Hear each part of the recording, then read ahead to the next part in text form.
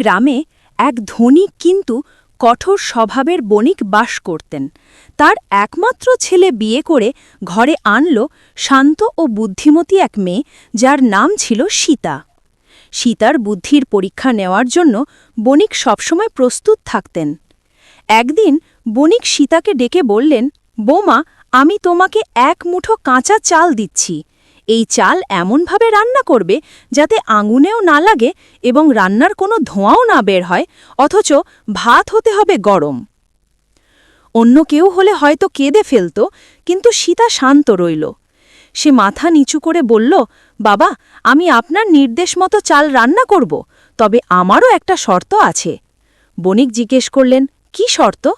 সীতা বলল, আপনি বাজার থেকে এমন একটি ডিম এনে দিন যা মুরগি পাড়েনি, অথচ সেই ডিম সেদ্ধ করলে একটি আস্ত মুরগি বের হবে। আপনি যখন আমার এই শর্ত পূরণ করবেন, তখনই আমি আপনার কাঁচা চালের গরম ভাত তৈরি করে দেব।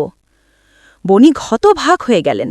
তিনি বুঝলেন, অসম্ভব কাজের জন্য সীতা অসম্ভব শর্ত দিয়েছে। তিনি আর কোনো কথা বললেন না, বরং খুশি হয়ে সীতাকে আশীর্বাদ করলেন।